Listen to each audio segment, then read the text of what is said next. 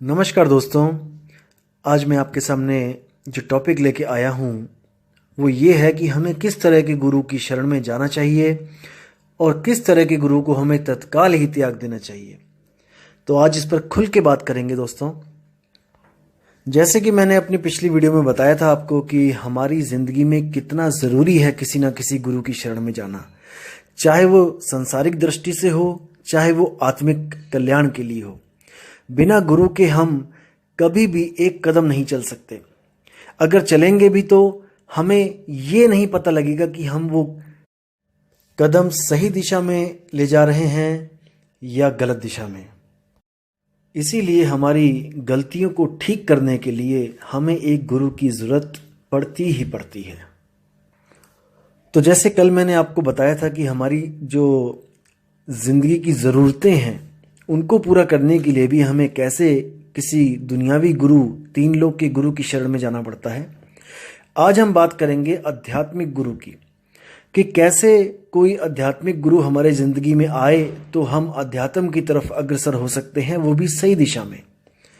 तो दोस्तों, आपको आज मैं गुरुओं की पहचान बताता हूं कि कैसा गुरु आपको क्या चीज़ के साथ जोड़ेगा, और आपने परख करना है कि जिस चीज़ के साथ आपको जोड़ा जा रहा है क्या उसके साथ जुड़ के आपका आत्म कल्याण है या नहीं है।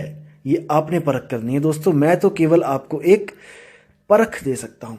मेरी परख को अपनी बुद्धि के साथ परखो, मेरी भी परख को आप परखो कि मैं सत्य बोल रहा हूँ कि असत्य बोल रहा हूँ। और जब लगे कि सत्य बोल रहा हूँ तो आप तत्काल ही अपने पुराने गुरु से, जिसके साथ आप जुड़े हुए हो, उनसे ये प्रश्न करें, उनके सामने ये परख रखें जो मैं वाणियों के द्वारा आपको बताऊंगा। क्योंकि देखो, अगर मैं बोलूंगा तो आप नहीं समझ पाओगे और आप नहीं मानोगे, लेकिन जब मैं वाणियां प्रमाणित करूंगा तब आप हर चीज समझ भी जाओगे और आपके अंदर वो शक्ति भी आएगी जिससे आप सत्य और असत्य का निर्णय कर सको। तो दोस्तों, सबसे पहले मैं आपको बता दूं कि आध्यात्मिक जो चालें होती हैं, जो सुरती की चाल होती है, वो 4 प्रकार की होती है अध्यात्म में। पहली चाल होती है दोस्तों चींटी की, दूसरी चाल होती है मकड़ी की, तीसरी चाल होती है मछली की, चौथी चाल होती है पक्षी की। दोस्तों, ये केवल चाल है, इसका मतलब ये नहीं कि आपको कोई गुरु चींटी, मकड़ी, मछली या कोई पक्षी बना देगा। ऐसा नहीं है दोस्तों। कई स्वयंभू जो आत्मज्ञानी बने हुए हैं वो ये सोचते हैं कि कबीर साहब हमेशा पक्षी की चाल की बात करते हैं, विहंगम चाल की बात करते हैं, तो कबीर साहब आपको पक्षी बना देंगे। वो ये कहते हैं अरे हमने पक्षी नहीं बनना। अरे भाई, तुम्हें पक्षी नहीं बनाया जा रहा है, तुम्हें चाल बताई जा रही है कि सुरत की चाल कैसी होती है। जैसे आप मोटरसाइकिल, आप कार, आप पानी का जहाज और आप हवाई जहाज, इन सब में चलते हो, ये सब मोड ऑफ ट्रांसपोर्टेशन ही है। आप एक जगह से दूसरी जगह पहुंचते हो, लेकिन इनकी चालों में फर्क है। इसका मतलब ये नहीं कि आपको मैं मोटरसाइकिल बना दूंगा या आपको मैं हवाई जहाज बना दूंगा या आपको मैं पानी का जहाज बना दूंगा, नहीं। इसका मतलब है कि आपकी जो पहुंच है वो लिमिटेड हो जाती है। आप मोटरसाइकिल से जब चलते हो तो दोस्तों, आपकी हद कहाँ पे खत्म होती है? जहां पे समुद्र आता है, आगे मोटरसाइकिल नहीं जा सकती। दोस्तों, वही हाल कार का भी है। कार मोटरसाइकिल से तेज चलेगी। मोटरसाइकिल 100 की स्पीड, 125 की स्पीड से चलती है, तो कार की चाल में आप 200, 250 भी चल सकते हो। मोटरसाइकिल से बहुत तेज चल सकते हो, जल्दी पहुंच सकते हो, लेकिन दोनों की हद समुद्र के तट पे आके खत्म हो जाती है। वहां पर ये आगे नहीं जा सकते दोस्तों। उसके बाद जो जहाज होता है वो समुद्र को आगे पार करके दूसरे देश तक जा सकता है, ये जहाज की चाल है। लेकिन दोस्तों, वो आसमान में नहीं उड़ सकता, आप ऊपर नहीं जा सकते। और जो हवाई जहाज है वो आसमान तक में उड़ सकता है, उसकी अलग चाल है। तो इन चालों को भी समझना पड़ेगा, ना कि आपको कोई पक्षी और कोई मकड़ी बनाने की बात कर रहा है। अज्ञानी बंदा हमेशा शब्दों में ही उलझ जाता है, भाव को नहीं पकड़ता। तो सबसे पहले बात करते हैं चींटी की चाल। दोस्तों, जैसे आपने देखा होगा कि चींटी दीवार पे चढ़ती है, थोड़ा चढ़ती है फिर गिर जाती है, क्योंकि अगर स्लिपरी दीवार हो तो फिर थोड़ा चढ़ती है फिर गिर जाती है, फिर चढ़ती है फिर गिर जाती है। करते करते करते हजारों बार प्रैक्टिस करके वो दीवार के अंत तक पहुंचती है, जहां तक दीवार खड़ी है। इसमें उसको बहुत बहुत ज़्यादा मेहनत करनी पड़ती है। तो ये दोस्तों सूरत की पहली चाल है। जो गुरु आपको पिंड के चक्रों की साधना करवाए, जैसे गुदा चक्र, नाभि चक्र, हृदय चक्र, कंठ चक्र, अगर इन चक्रों की साधना करवाए कुछ नाम देके, जैसे ओम, क्लीम, हरिम, सोहम, सत्यम, ऐसे अगर नाम देके आपको जाप करवाता है और पिंड में चक्रों की साधना करवाता है, तो वो प्रथम चाल वाला गुरु है, यानी चींटी की चाल वाला गुरु है। वो गुरु आपको चींटी की चाल चलवा रहा है, सुरती को ऊपर की तरफ उठवा रहा है। तो दोस्तों उससे कल्याण नहीं होगा, दीवार गिरेगी तो साथ में चींटी भी गिरेगी। जैसे ही ये पिंड गिरेगा तो ये चक्र भी गिरेंगे और ये सुरती भी वापस गिर जाएगी, क्योंकि चींटी बिना आधार के नहीं चल सकती, दीवार का आधार लेके ही चलेगी। दीवार का मतलब ये शरीर, इनमें जो चक्र हैं, जब शरीर गिरेगा तो चक्र भी खत्म होंगे और सुरती फिर नीचे गिर जाएगी, फिर जन्मों में आ जाएगी। दूसरी चाल है मकड़ी की चाल। अब आप मकड़ी को भी देखिए कि कैसे दीवार पे चढ़ती है। मकड़ी भी चींटी की तरह एक बार चढ़ती है, गिरेगी, चढ़ेगी, गिरेगी, चढ़ेगी, लेकिन जैसे ही वो छत तक पहुंचेगी दोस्तों, वो क्या करती है चालाकी, वहां पर एक जाल बनाती है। वो जाल बनाने के बाद अब वो उसी जाल से नीचे उतरती है और उसी जाल से ऊपर चढ़ती है। जो तार होती है उसकी, जाल की तो तार होती है। तो दोस्तों वो चींटी से चतुर होती है और चींटी से फास्ट होती है। चींटी अगर एक बार गिर जाए तो उसके पास और कोई चाल नहीं है चलने की, लेकिन मकड़ी क्या करती है, एक बार चढ़ाई करने के बाद वो अपनी चाल बदल देती है। वो दोबारा दीवार पर चढ़ने के लिए कभी भी दीवार का सहारा नहीं लेती। उसके बाद वो जाल से ऊपर और नीचे जाती है और चींटी से 50 गुना फास्ट जाती है। दोस्तों ये जो मकड़ी की चाल वाली भक्ति है, ये कौन सी भक्ति है, ये है अनहद नाद की भक्ति। इसमें क्या होता है, इसमें आप एक बार प्रैक्टिस करके नाम को जप के जब आप सबसे आखिरी चक्र तक पहुंचते हो, तब वहां पर आपको एक शब्द धुन मिलती है।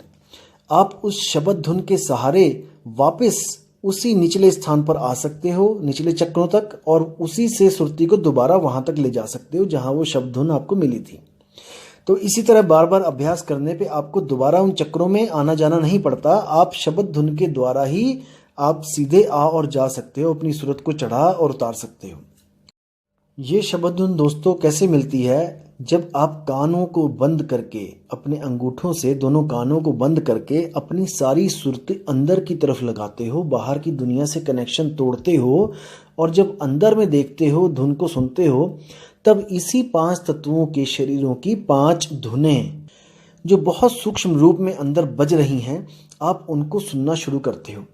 और सुनते सुनते वो इतनी विराट हो जाती है कि वो जैसे नगाड़े बज रहे हों, बादल गरजता है, इतनी ज़्यादा आवाज़ हो जाती है।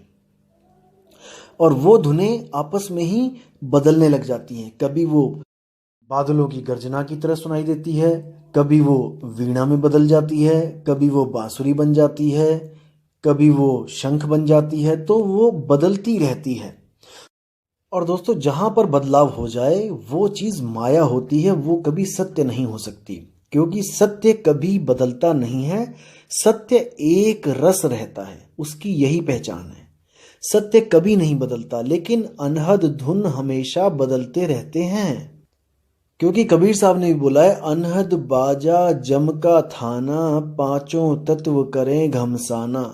यानी अनहद बाजा जम का थाना, जो जम है, जो काल है, उसका थाना यानी कि उसका ही घर है, वहां से मुक्ति नहीं हो सकती।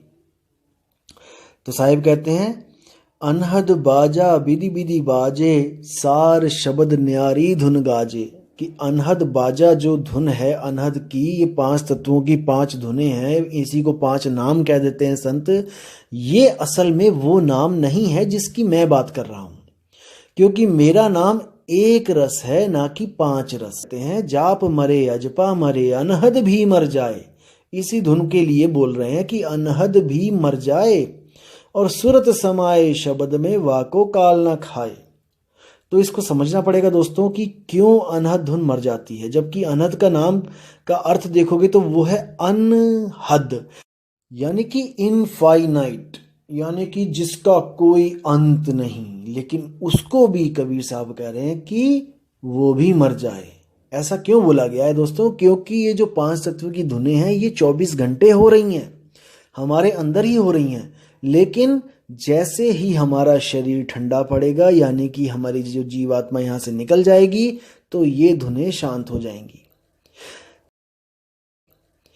जैसे और भी हमारे यहाँ धुनें हो रही हैं शरीर में, जैसे दिल की धड़कन, जो नाड़ी की आवाज है। आप देखोगे दिल की धड़कन पे कान लगा के देखो, धक धक धक धक 24 घंटे हो रहा है। 24 घंटे का मतलब ये नहीं कि ये बेहद है। 24 घंटे, संत कहते हैं कि वो धुन 24 घंटे हो रही है, वो सही बोल रहे हैं कि 24 घंटे हो रही है, जैसे ये दिल की धड़कन धड़क रही है 24 घंटे। लेकिन कब तक धड़केगी ये? जब तक हमारे प्राण इस शरीर में है। जैसे ही हमारे प्राण पखेरु उड़ गए, ये धड़कनें भी बंद हो जाएंगी। ये शब्द खत्म हो जाएगा जो 24 घंटे चल रहा है। लेकिन वो शब्द जिसकी संत महात्मा बात करते हैं, वो कभी खत्म नहीं होता। वो एक लय है, एक सार है। तो इसको दोस्तों समझना पड़ेगा।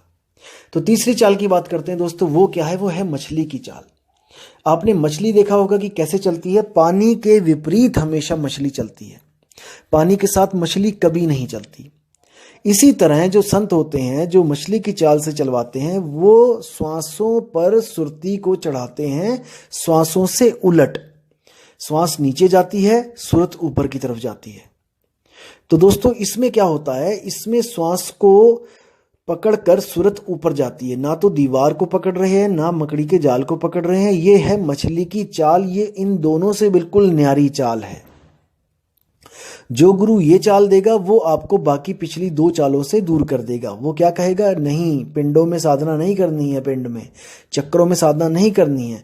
वो अनहद को भी मना करेगा, नहीं, अनहद धुन भी नहीं सुननी है। लेकिन वो आपको श्वासों का जाप दे देगा। वो कैसे देगा?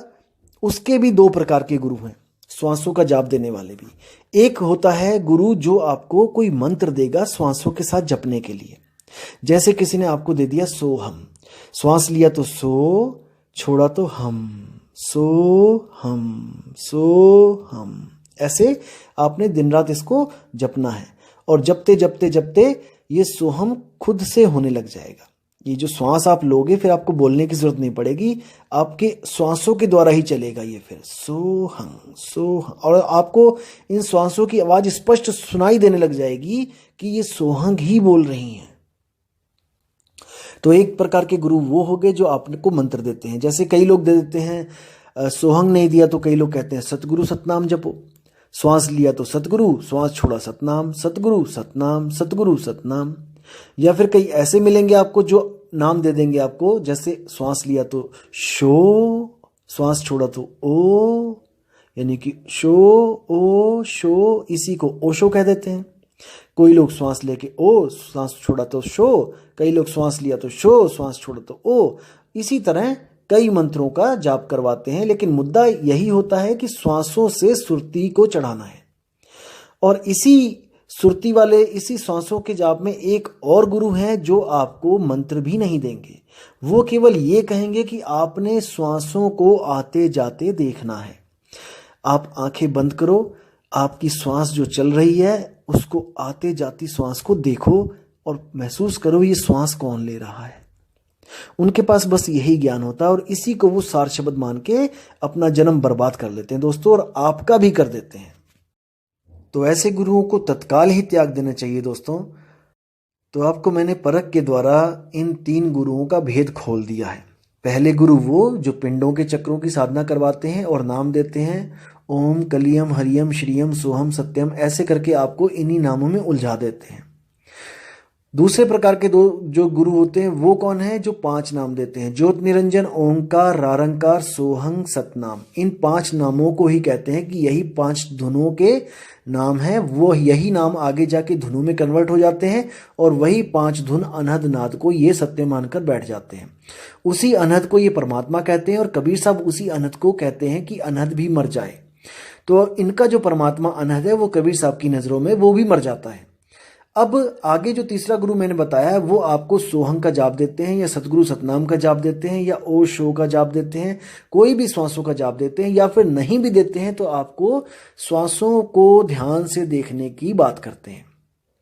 ऐसे तीनों गुरुओं को तत्काल ही त्याग देना चाहिए, लेकिन तब त्यागना चाहिए जब आपको इनसे आगे का रास्ता पता लग जाए तब। वरना दोस्तों पीछे वाले को भी छोड़ दिया और आगे वाले का पता नहीं, तब तो भवजल में जाना ही जाना पड़ेगा।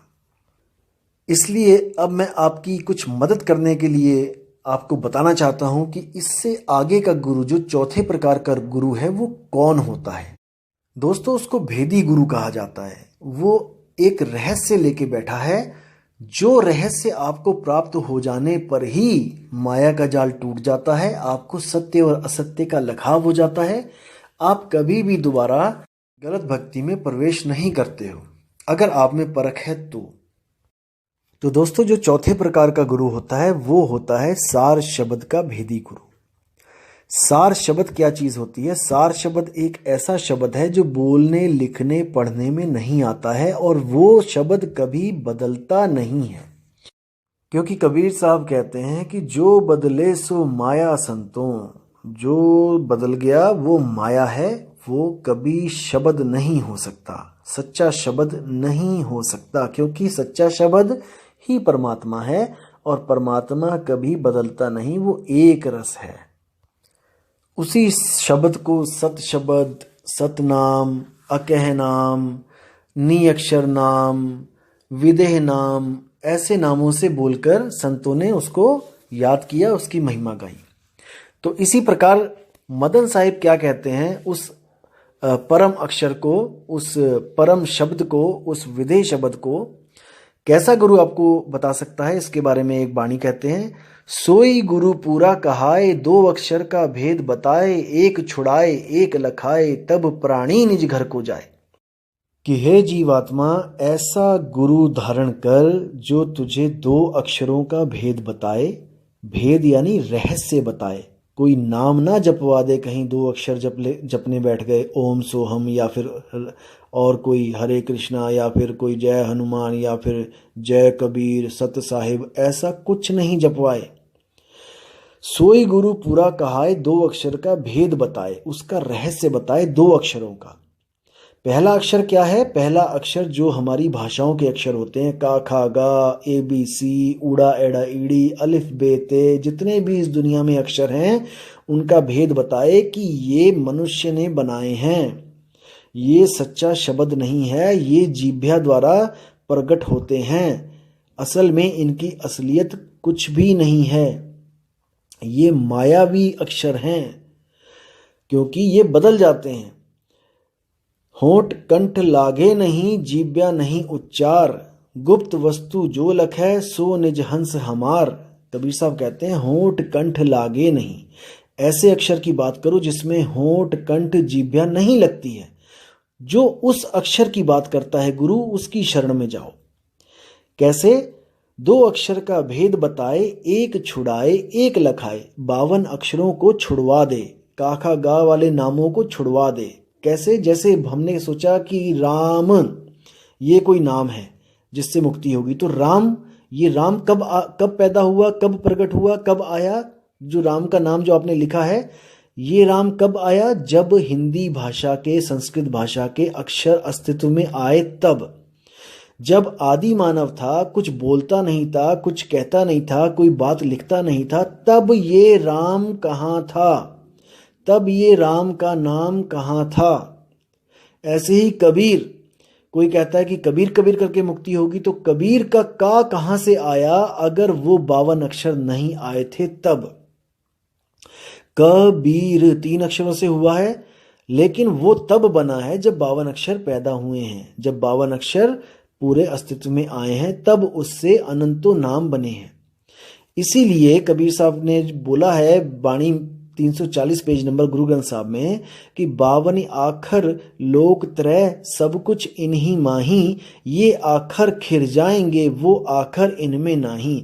कि हे हंस जीवात्मा, ये 52 अक्षर तुमने ही पैदा किए हैं, किसी इंसान ने ही पैदा किए हैं, और तुमने, उस इंसान ने उन्हीं अक्षरों में से भगवान का भी एक नाम रख दिया, उसने एक रखा और आने वाले लोगों ने अनंत नाम रखते चले गए, अनंत मंत्र बनाते चले गए और उसको जप कर मुक्ति का आस लगा के बैठे, मुक्ति की आस लगा के बैठ गए कि हमें मुक्ति मिल जाएगी।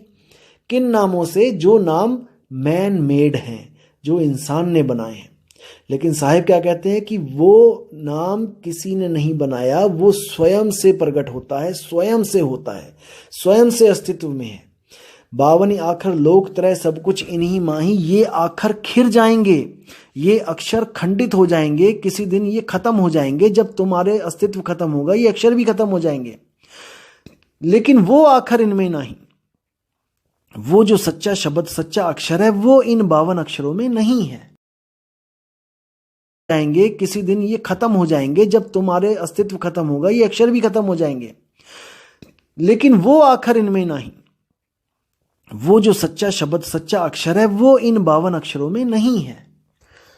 गुरु ग्रंथ साहब के अंग नंबर 343 पे भी कबीर साहब ने साफ साफ स्पष्ट लफ्जों में सीधे बोला कि 52 आखर जोरे आन, सक्या न अक्षर एक पहचान, सत का शब्द कबीरा कहे, पंडित होए सो अनभय रहे। अनभय यानी अनभय, डर ना हो जिसको। पंडित लोग कहो व्यवहार, ज्ञानवंत को तत्व विचार, जाके जिय जैसी बुद्धि होई, कहे कबीर जानेगा सोई। कितना स्पष्ट बोल दिया उन्होंने कि 52 आखर जोरे आन, कि जितने भी गुरु आ रहे हैं ये सब क्या कर रहे हैं, 52 आखर जोरे आन, ये 52 अक्षरों में से कोई ना कोई अक्षर पकड़ पकड़ के उसका नया नाम बना के उसको अपने भक्तों को दे देते हैं कि इनको जपो। बिल्कुल गलत है। और क्या कह रहे हैं, सक्या ना अक्षर एक पहचान, उस एक अक्षर को ये समझ ही नहीं पा रहा है, कोई पहचान ही नहीं पा रहा है, जो इन 52 अक्षरों से परे है, मन माया की हद से परे है। मन के द्वारा उसको जाना ही नहीं जा सकता कि वो अक्षर क्या है। वो तो अनुभूति का विषय है। जब गुरु नाम देता है, जब भेद बताता है, उसके बाद सूरत को जब वो शब्द की साधना का राज बताता है और साधना शुरुआत होती है साधना की, तब जाकर सुरती को एहसास होता है कि असल में उसका निज स्वरूप क्या है, वो क्या अक्षर है।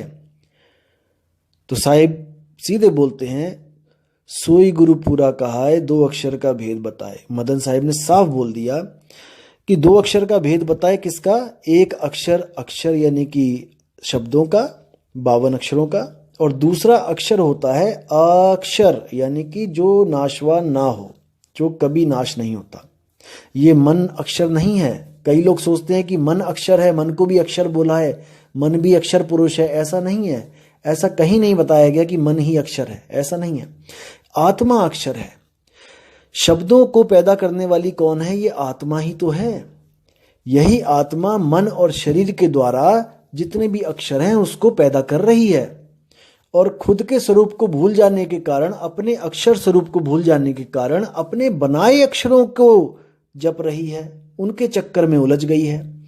तो अब करना क्या है? एक छुड़ाए, इन अक्षरों को छुड़वा दे जो मैन मेड हैं, जो आदमी के द्वारा बनाए गए हैं।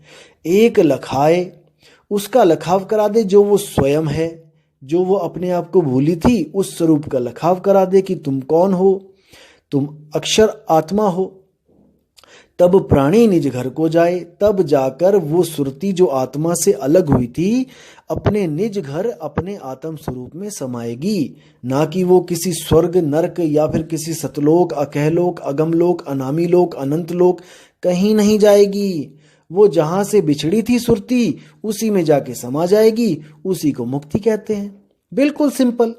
अगर समझो तो बिल्कुल सिंपल, नहीं समझो तो सबसे मुश्किल। अटपट ज्ञान कबीर का झटपट लखा ना जाए, और जो इसको झटपट लखे तो सब खटपट मिट जाए। कितनी सुंदर वाणी बोली है कि अगर समझो तो कुछ भी नहीं है, अगर ना समझो तो ये बहुत बड़ा पहाड़ है जो नहीं समझ में आता है। तो दोस्तों, आपको मैंने आज 4 गुरुओं के बारे में बताया है, चारों के भेद बता दिए हैं। अब आप ये देखो कि आपके गुरु ने आपको किस चाल से जोड़ा है। अगर आपको पहली, दूसरी और तीसरी चाल से जोड़ा है, दोस्तों बिल्कुल देर नहीं करनी है, नया गुरु खोजना शुरू कर दो, सत्संगों की किताबें पढ़ना शुरू कर दो, घाट घाट का पानी पियो जाके। तब आपको पता लगेगा कि ये चौथा गुरु जो है ये कहाँ बैठा है। और याद रखो दोस्तों, खोजी होए तुरंत मिल जाऊं एक पल की तलाश में। जिसको सच में मालिक की खोज है, जो सच में चाहता है कि उसका सत का संग हो जाए, तो ये सत्संग सुन के वो जीवात्मा ज्यादा दिन अलग नहीं रह सकती परमात्मा के सच्चे ज्ञान से। वो जरूर एक ना एक दिन खोजती हुई सत्संग घर में पहुंचकर सत्य के साथ जुड़ेगी। ये मेरा पूर्ण विश्वास है, क्योंकि ऐसे ऐसे नाना पंथों के जीव जो इस ज्ञान को सुनने के बाद अटल होकर इस पंथ से जुड़े हैं और यहां पर नाम लेके अपना कल्याण करने के लिए लगे हुए हैं। सब जात धर्म पुरानी रीति रिवाजों को छोड़ के जो यहां पे आ सकता है, केवल वही आए। हमारे गुरुजी के पास केवल वही आए जो पिछली लकीरों का फकीर ना हो, क्योंकि कबीर साहब ने साफ साफ बोला है, कामी क्रोधी लालची इनसे भक्ति न होए, भक्ति करे कोई सूरमा जाति वर्ण कुल खोए। सारी जात, सारे वर्ण, सारे कुलों को साइड में रख के आना है। ये सोच के नहीं आना है कि मैं यादव हूं, कि मैं राजपूत हूं, कि मैं ब्राह्मण हूं। एक जीव समझ के आना है अपने आप को, एक भटका हुआ जीव जो अपने पीव की तलाश कर रहा है, जो शिव भी नहीं बनना चाहता। याद रखना दोस्तों, 3 चीजें हैं, जीव, शिव और पीव। इन तीनों में आपने पीव को चुनना है, ना तो आपने शिव को चुनना है, और जीव तो आप ऑलरेडी हो ही। तो दोस्तों, पीव कौन है? बहुबंधन से बांधिया एक बेचारा जीव, और क्या बल छूटे आपने जो न छुड़ाए पीव। वो पीव कौन है? वो सतगुरु कबीर साहब हैं। इसका मतलब ये नहीं कि उनकी मूर्ति की पूजा करनी है, या उनके मूर्तियों के कोई हार पहनाने हैं, या फिर उनका कोई नाम जपना है। नहीं, पीव आपको बहुत ही प्यारी विधि बताता है अपनी अपनी बेड़ियां तोड़ने की। ये बेड़ियां कैसे पड़ी हैं, ये आपको मैं अगले वीडियो में बताऊंगा कि ये सृष्टि कैसे बनी है, ये जीव कहाँ से आए हैं, ये कैसे अपने स्वरूप से बिछुड़ गए हैं, और कैसे अपने स्वरूप को ये दोबारा प्राप्त होंगे। तो दोस्तों, उम्मीद करता हूं कि इस ऑडियो से आपके सारे सवाल खत्म हो चुके होंगे, सारे भ्रम दूर हो गए होंगे गुरुओं के रिगार्डिंग, कि गुरु कैसा होना चाहिए। तो दोस्तों, इसी के साथ मैं विराम देता हूं, और अगली ऑडियो बहुत जल्दी आपके सामने मैं पोस्ट करूंगा। और आप हमेशा अपने विवेक को जगाए रखें, अपने विवेक को काम पे लगाए रखें, क्योंकि ये विवेक ही है दोस्तों जो आपको जन्म मरण से मुक्ति का जो आपको सहारा है। अगर आप विवेक यूज नहीं करोगे तो हमारी गिनती पशुओं में ही होगी, क्योंकि पशु विवेक नहीं कर सकते, बाकी सब कर सकते हैं जो हम कर रहे हैं। तो दोस्तों, विवेकी गुरु को सलाम, विवेकी शिष्य को सलाम, और इसी के साथ मैं आपसे विदा लेता हूं। अगली बार मैं फिर जल्दी आऊंगा और एक नई ऑडियो के साथ। तब तक आप इस ऑडियो को सुनते रहिए और इससे अपने विवेक को आगे बढ़ाते रहिए। साहिब बंदगी, सतनाम, जय गुरु मदन साहिब, जय गुरु वैराग साहिब, जय जय गुरु सतगुरु कबीर साहब। साहिब बंदगी।